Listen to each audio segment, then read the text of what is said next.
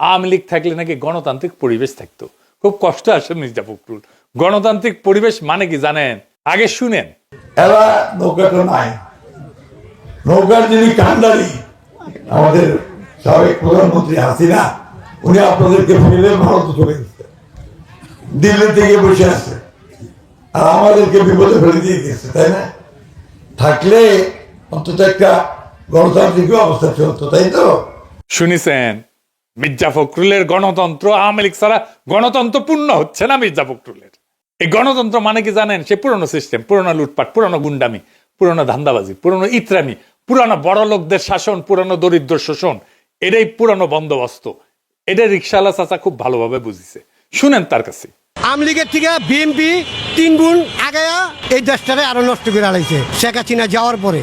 যেরকম আওয়ামী লীগের মানুষের নৌকা ভাড়া গুজারা গাড়ি নিত 80 টাকা, বিএনপির পোলাপান নেয় এখন 100 টাকা। তাই নির্বাচনে এলে তো নিব 150 টাকা।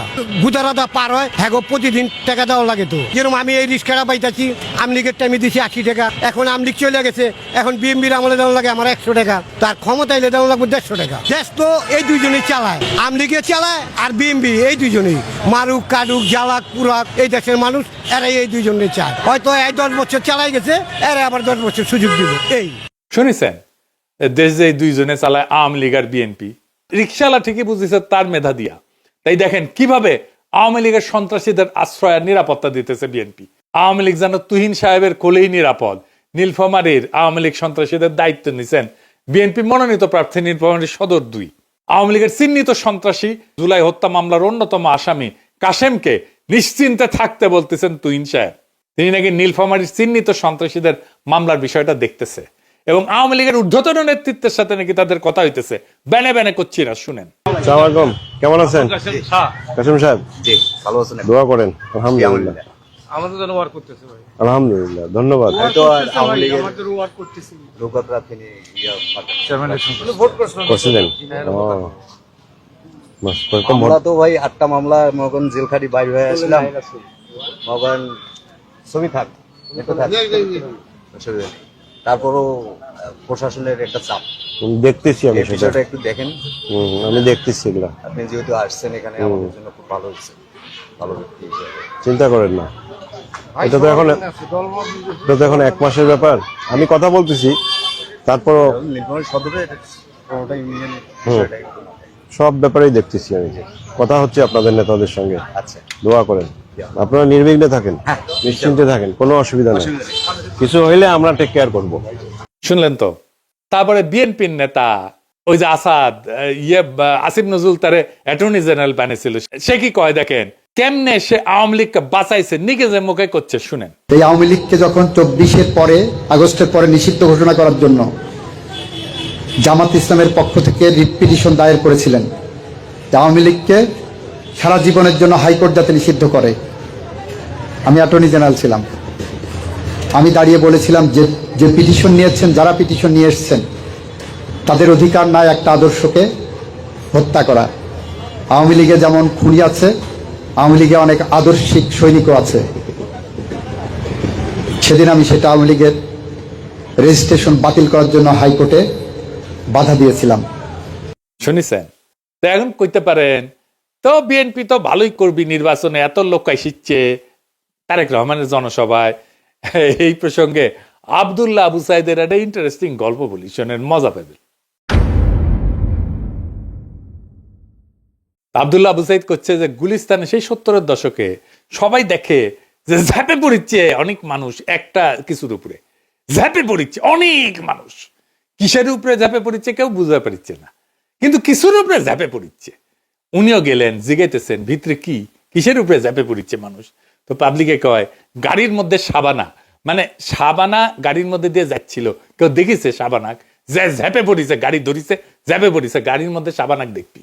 তো পরে পুলিশ দেখে সাবানাকে উদ্ধার করা লাগিছে।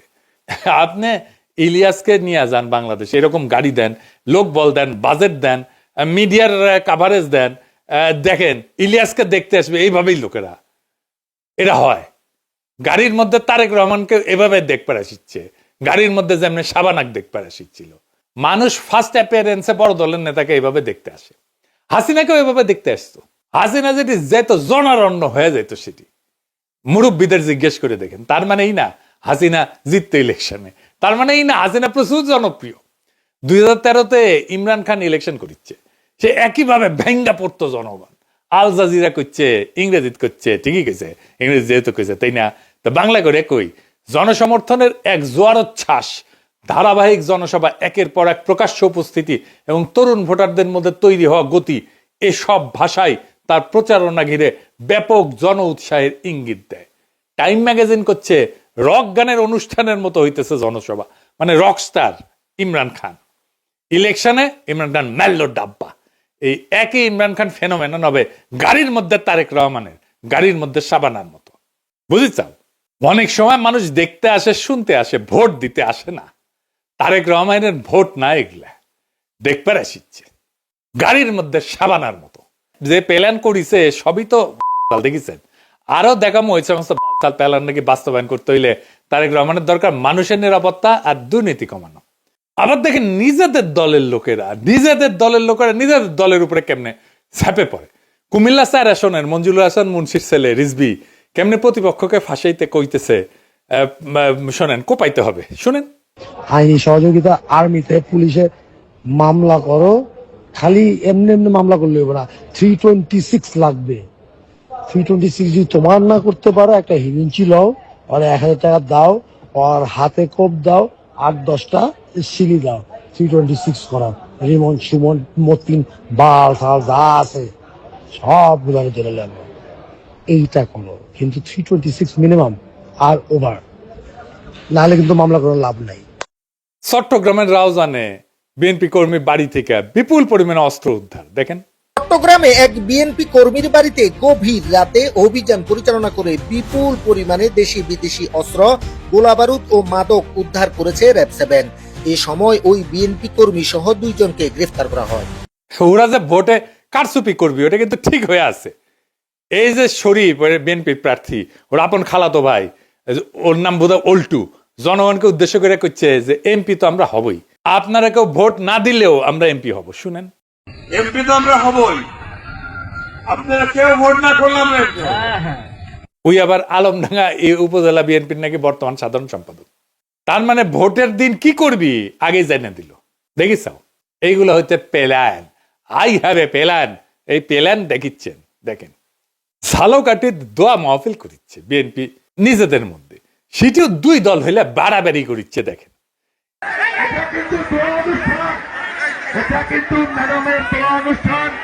নলছিটি উপজেলা বিএনপি কর্তৃক আয়োজিত আজকে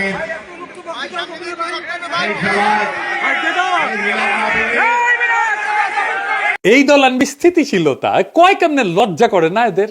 আর বিএনপি 59% প্রার্থী নির্খেলাপি, মানে ব্যাংকের টাকা মেরে খাইছে, লুটপাট করেছে। উই জিতবি আর পাবলিক কি গান গাবি, তবু হে বিজয়ী বীর তারেক সেনা, তোমাদের ব্যাংক ঋণ কোনোদিন শোধ হবে না, না না না, শোধ হবে না।